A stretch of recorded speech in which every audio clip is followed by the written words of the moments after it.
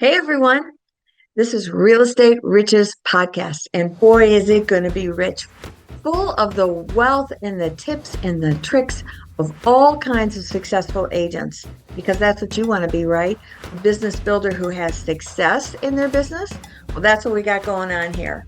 And I'm going to have all kinds of agents, men, women, young or older, sharing all their stuff because there's technology, there's just how do you build your business? There's so many questions, right? So let's learn from some of the best. Gather your wealth and build your business. That's what this channel is all about. And I'm excited to bring it to you. I'm Kathy Byrnes and I'll be your host. And stay tuned. Let's get at it, right?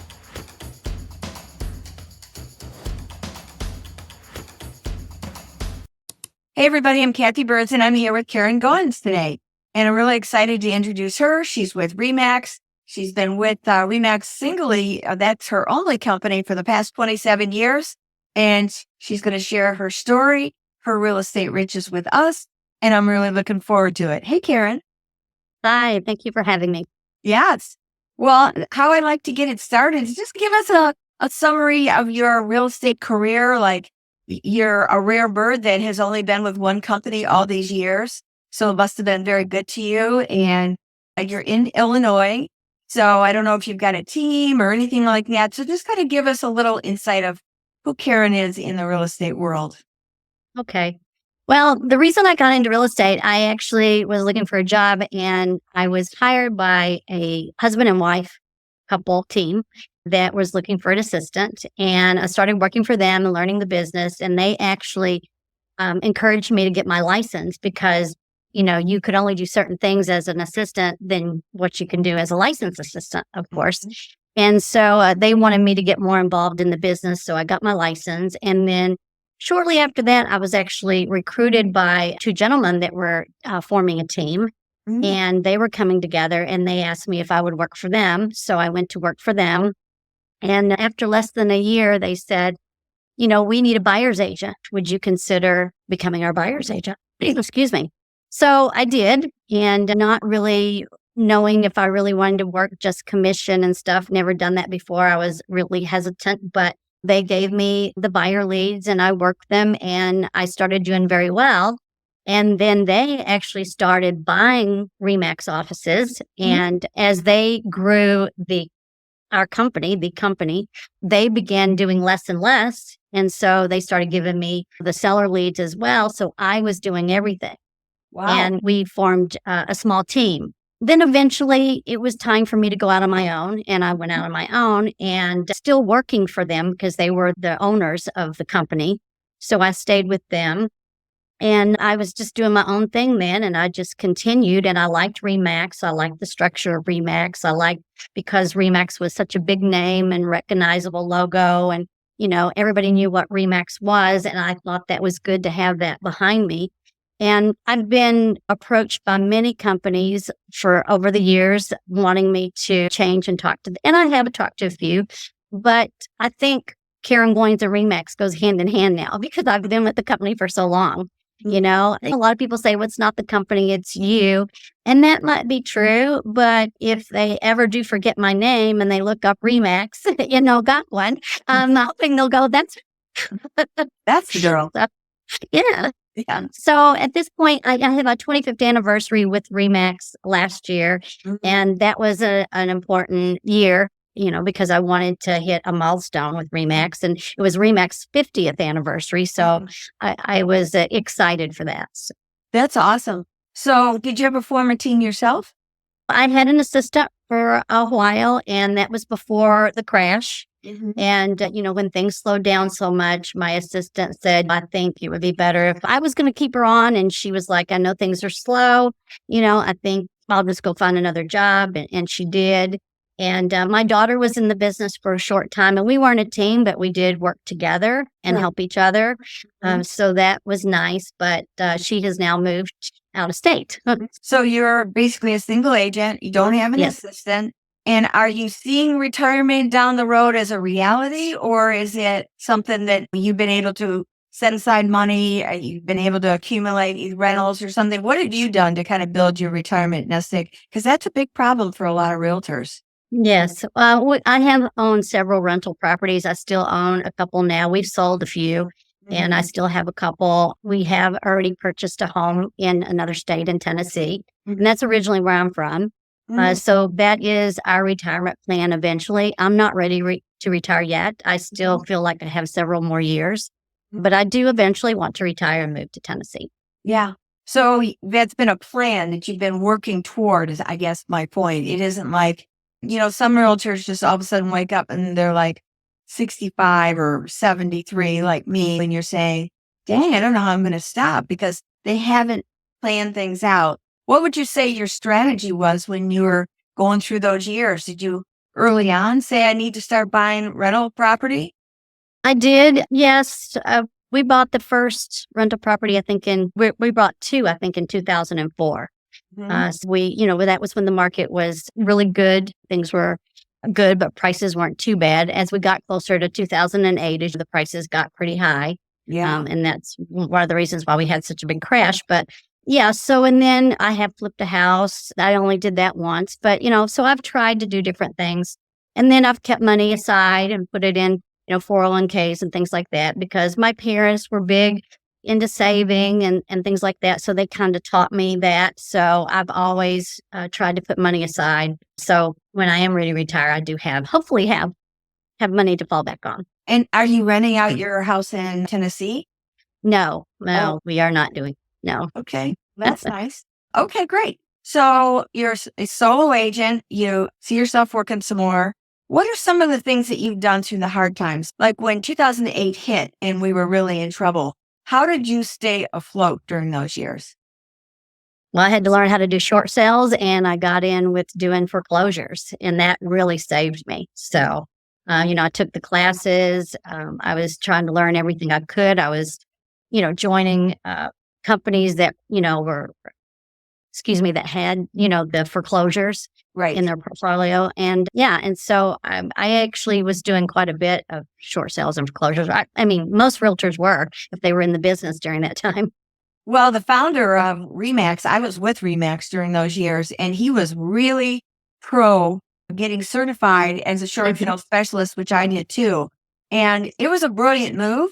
And I think it was Bank of America that he built a relationship with, at least in our state. And so we were getting different foreclosure properties that we could help with as far as the foreclosures. And we were also working, because we were certified at that point, to know how to work those short sales. And then companies were starting to form who would do the processing for a fee, because that was part of the hard part of doing a short sale back then, was it could take a year, all the different pieces. Oh, but like you said, basically you figured it out, and Remax was very proactive on helping its agents figure it out. Here's a system, which I really liked about Remax for that. Yes, they've always been on top of everything, and they're always ready with training and, whatever we need to sustain the business. Right. And I do always think it's an important thing for agents to be open to look at other companies, not just get necessarily a loyalty of the company. And yet I don't mean that to be disloyal to the company, saying it is a business that we need to be paying attention to and be open. And I'm not saying you're right or you're wrong that you stayed there. That's your particular choice, and good company, not knocking it in the slightest. I was very happy there for the years that I was there. And I had a great partnership there. We did expireds, short sales and such. There was just a point when I said, I felt the brand was no longer as important as it used to be in eras gone by. It was more the brand of who you became, is how I started to see it. And I think that's important today too. Do you have a CRM where you keep track of all your agents and you stay in touch? Yes, yeah. Yeah. That's an important tool. A lot of agents don't pay attention to the importance of a CRM. Do you use one that they have through Remax, or do you have your own? No, I have my own. Yeah, I do too. And I always found out that made more sense to have my own, so I could do all kinds of whatever I wanted to do. Right. And what are some of the things that you do to stay in touch with your clients so that they don't forget you? Well, I've been doing farming since I started. And a lot of people think that's kind of gone by the wayside, but it still works. I think that's the important thing is keeping in front of everyone. I send out quarterly updates in the areas that I farm. I send out calendars. I have events. I have events for my past clients. And sometimes I even have events where I invite the people that live in the farm areas too. Sure. So I can meet them. I do garage sales, Love and garage sales. yes. Let's talk about that for a minute. You know what's Okay. funny? When I first moved to North Carolina, I was dead broke. And I get in the business and 3 years in, I finally got to get a little rental where I moved out of my daughter's place. Well, I didn't have any stuff to put in it. So I started going to garage sales. And then it dawned on me, hey, I should ask them, are you moving? And they a lot of times say yes. I say, have you already picked a realtor yet? Some would say yes. And some would say, no, we're just trying to get things together. And I would ask to be interviewed.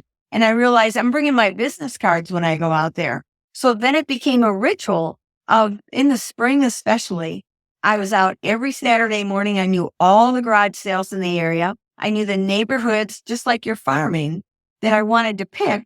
And I had my business cards. I had cash for some things to fill up my house because I was always looking for linens and different things, for the kitchen. And I would do that. And I got I got a house. The first one I got, it was like $350,000 which I was really excited. And it was a rental property, and she said, I'm going to be selling this rental. I've decided I don't want this one. I'm going to get something different. And she goes, I like your ingenuity and I'll give you a shot at this. And she did. And I sold it. And then she bought another rental and I got that one. And then she called me and she says, my dad wants to sell his house. It was a waterfront house. That was $1 million deal. And she bought $1 million house, and all from a garage sale. So I think there's an important lesson there, like beating the bushes like you're doing and still doing. I would still be doing garage sales. I tell my agents all the time, get out there in the spring, have a system. You got a system how you do your farm, right? And mine was, I looked at all the Facebook posts. I checked out I'm very strategic about the price point of the homes that I'm going after because I analyze my net. If I'm going to make something, how much am I paying my broker? What's my split? I had a business partner, so I would see that split. And what's my net commission going to be based on what I think the house is going to sell for? And that's how I would strategize the territories that I would work. And tell me about the areas that you farm. Have you strategized them at all? Well, I started marketing the area I live in, the subdivision I lived in. So, yes. So as soon as we moved in, we bought new construction back in 2000. Mhm. And the first month I was living here, I put my first mailing out. And I just continued to do it. And I got to know all the models. We have an association, and I went to the management company and I made copies of every floor plan that they had. So I knew, and I went back. This was before I realized that, everything was going to be easy access. And I went back and printed every sale that was in the subdivision up until I moved there.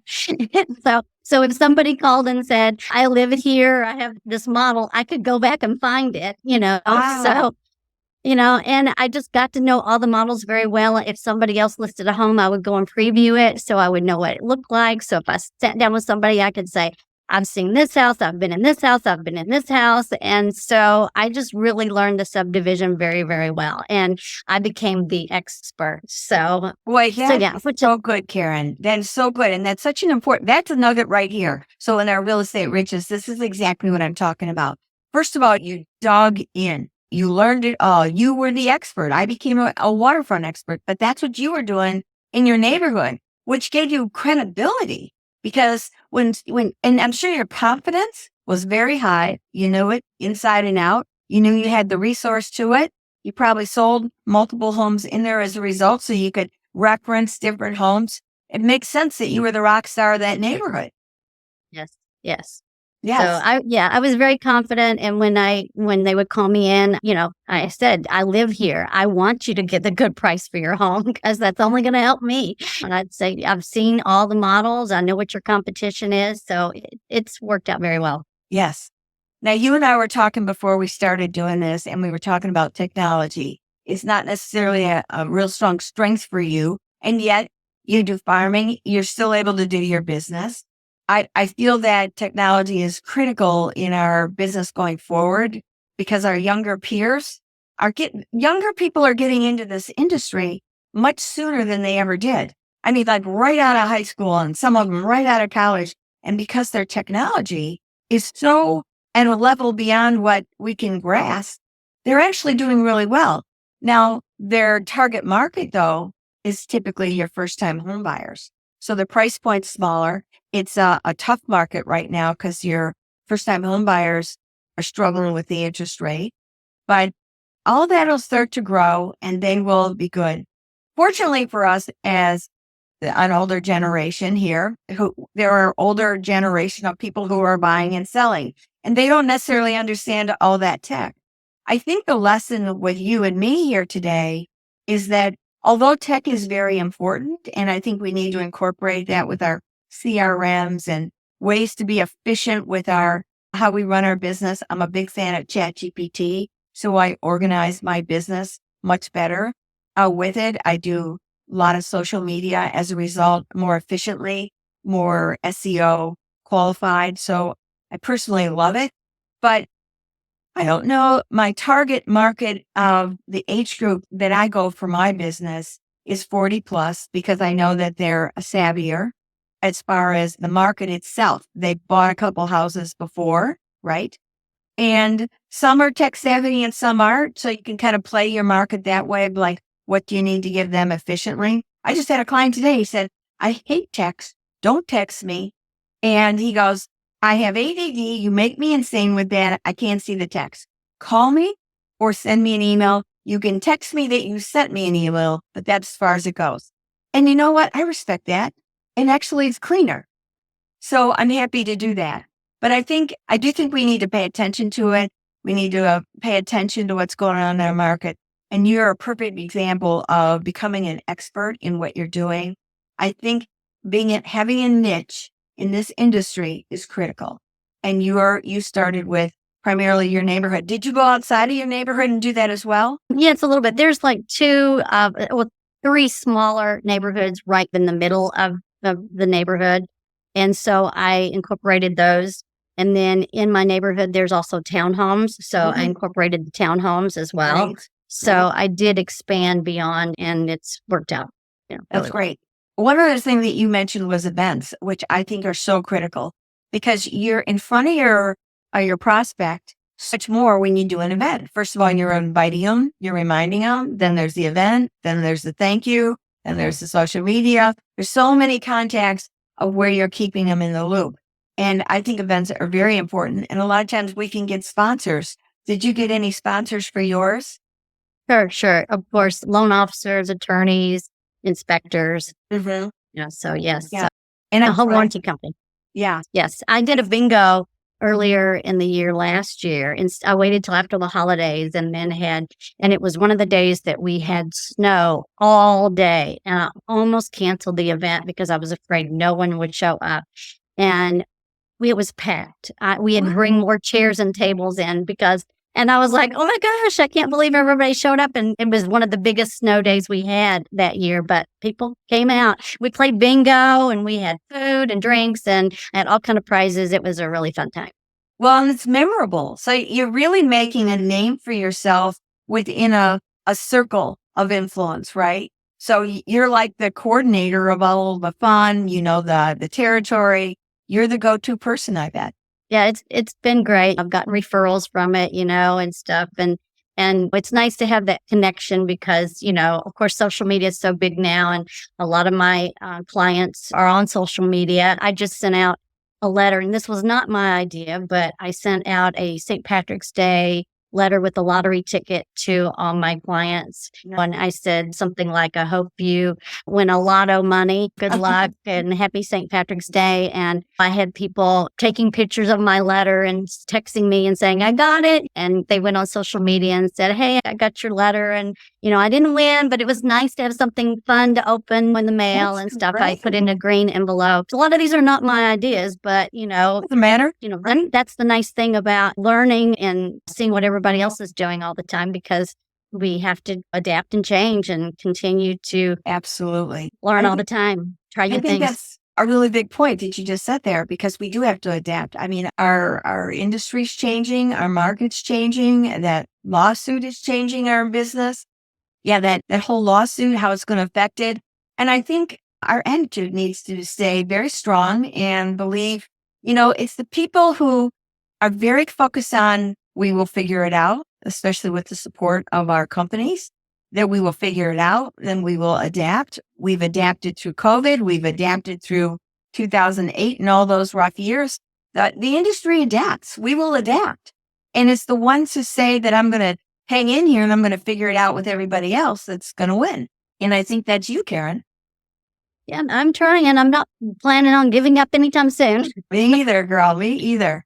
So, Karen, any other nuggets you want to share with us or anything else you wanted to say?